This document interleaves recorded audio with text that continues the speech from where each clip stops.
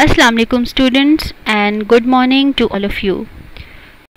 Hope all of you are doing great. Welcome to the class again. I am your social studies teacher and my name is Nida Sahar.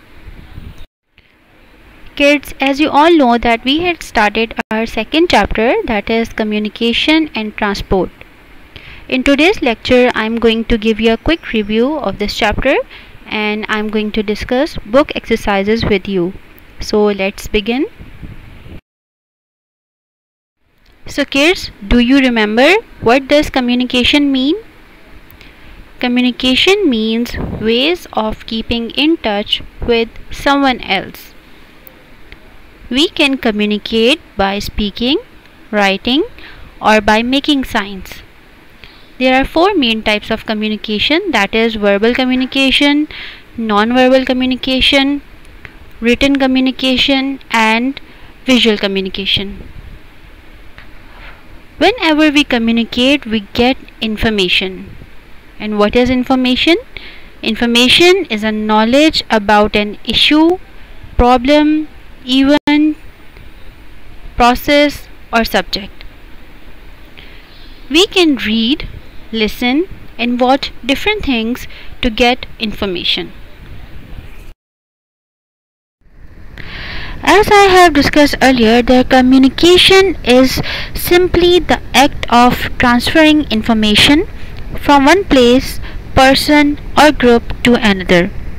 So there are different means of communication through which we can pass, transfer our knowledge, information, or any news from one person to another. The means of communication include post offices, radio, newspapers, books, telephones, computers, television, and email. We are going to discuss these means of communication one by one. So kid, here is the first means of communication, that is post offices. So students, do you remember what post offices are? Post offices provide us with a service through which we can write letters to our relatives. To an ordinary person, the postal system is the most important means of communication. For a nominal charge, means at very low cost, a letter can be sent to any part of the world. Books, newspapers, and parcels can also be sent by post.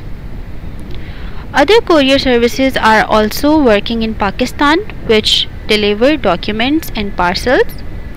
Kids, can you name any four delivery services which are working in Pakistan? I'm sure you can.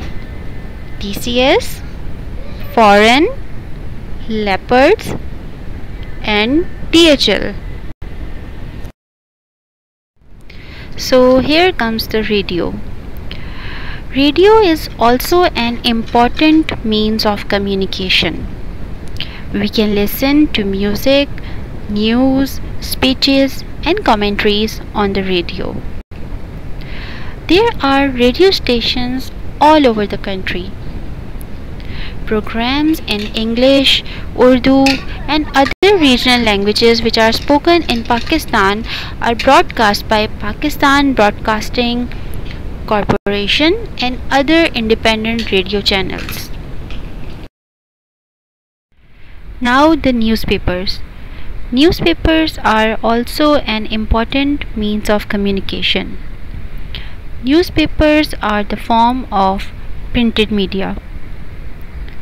Newspapers supply us with various information regarding business, politics, weather, sports, and entertainment. Pakistani newspapers are published in Urdu, English, Punjabi, Sindhi, and other local languages. Some newspapers are published every day and others come out weekly. We also have a number of magazines which are also an important part of communication.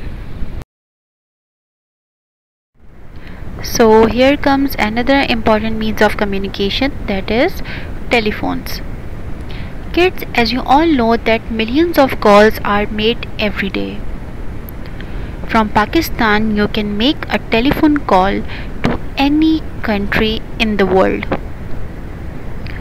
With the advances in technology, cellular and mobile phones have become common. They can be carried easily anywhere. They have many interesting features. They can also be used to send a text message. You can also listen music on it. You can also play games on it. That's how old cellular phones look like. These days smartphones have become common. They can be used to connect to the internet, send emails, voice messages, and to take photographs. So kids, as I discussed earlier that as technology advances, new models of computers and cell phones are being developed. Computers are now small and compact. They are known as laptops. A laptop is a small portable personal computer having a thin LCD or LED computer screen mounted on the inside of the upper lid and a keyboard on the inside of the lower lid. Laptops can be used without being plugged in. Even smaller computers that fit in your hand are called tablets, as you can see in both of these pictures, and I'm sure you all are much aware of laptops and tablets. So kid, here comes television. As you all know that television is also an important part of communication.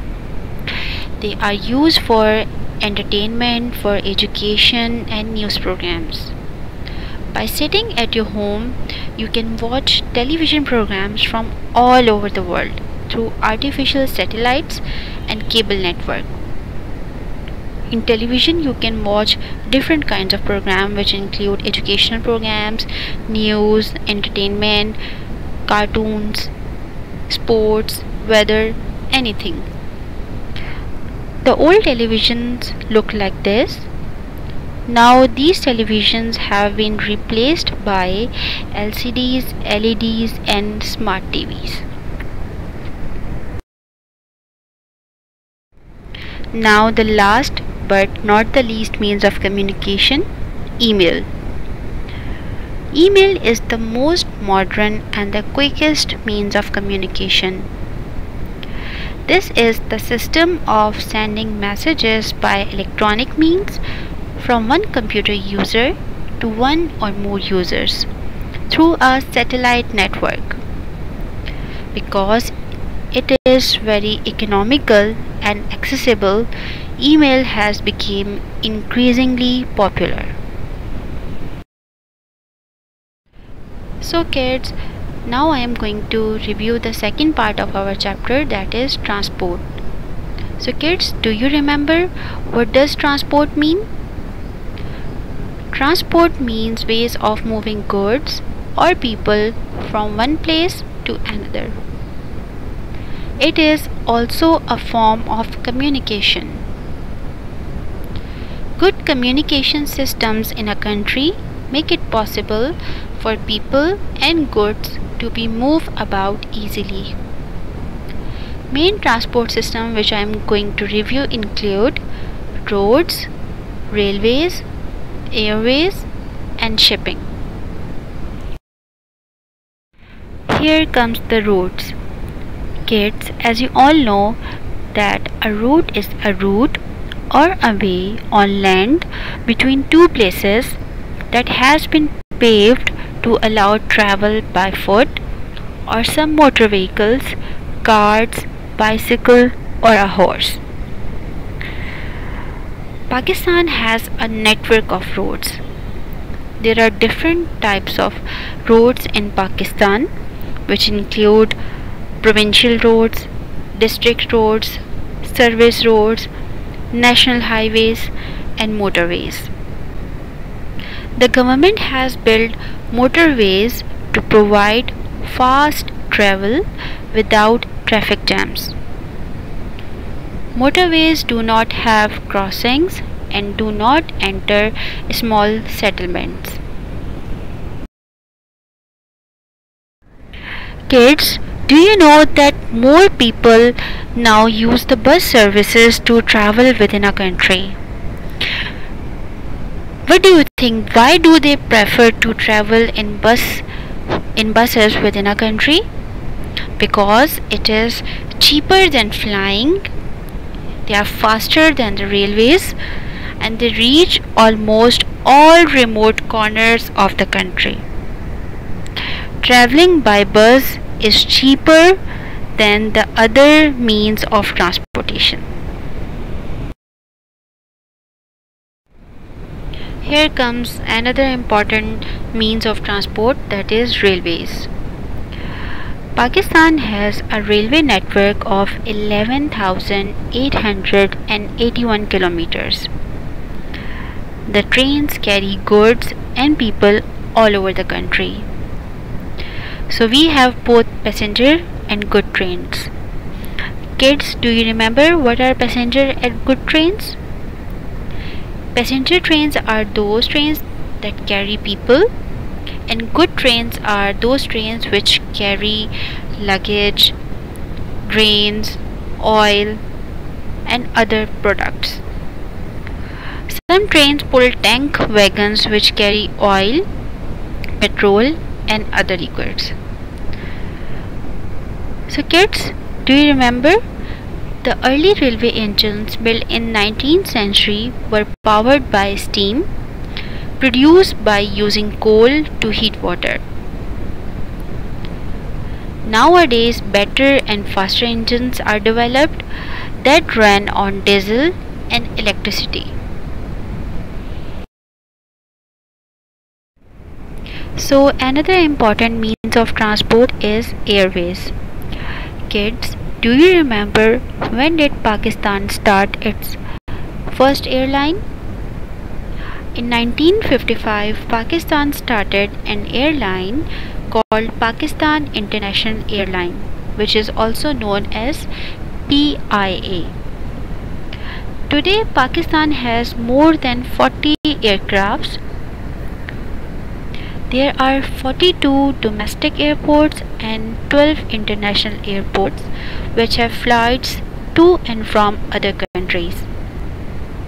The most modern and famous international airports in Pakistan are Jinnah International Airport Karachi, Allama Iqbal International Airport Lahore, Benazir Bhutto International Airport Islamabad. Here is another important means of transport, that is shipping. Shipping means transport of goods or people by sea. In earlier times, travel by sea was quite common, especially for traveling overseas. Now ships are mainly used to transport goods and cargo such as grain, oil, and machinery. Pakistan's ships are run by the Pakistan National Shipping Corporation, PNSC. PNSC stands for Pakistan National Shipping Corporation. Most of the ships are used for transporting different kinds of goods. In Pakistan, we have 3 large ports. A port can be defined as an area that is able to provide shelter to numerous boats, ships, and can also allow transaction of shipment. So kids, do you remember the names of seaports which are in Pakistan?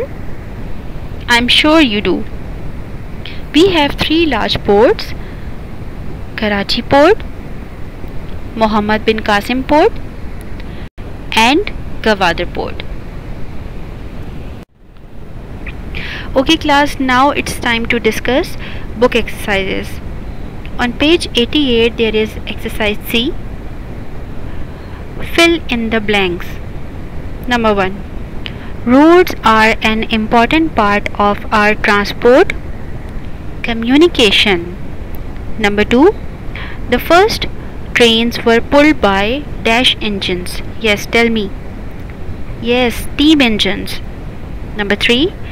The first aeroplane was flown in the year 1903. And can you tell me who were the first men to fly an aeroplane? Wright brothers. Good. Okay, number 4. Pakistan has dash kilometers of roads. It is 2,63,775 kilometers of roads. Number 5. The Makran Coastal Highway links Karachi to Gwadar. Okay, now there is an exercise D on page 88. Complete the table below for one or more of the following forms of communication: email, mobile phones, or post. So there are two columns given over here. One is for advantages and second is for disadvantages. You have to write 3 advantages and 3 disadvantages of mobile phones. Okay, you have to write 3 advantages and 3 disadvantages of mobile phones. Now exercise F, it is on page 89. Find out. Number 1. The name or make of the largest passenger aircraft in the world. The largest passenger aircraft in the world is Airbus A380. Number 2. The fastest aircraft and its speed. Do you know about it? It is Lockheed SR-71 Blackbird, and its speed is 3,529.6 km/h. Now the third one, the fastest train, its name and speed.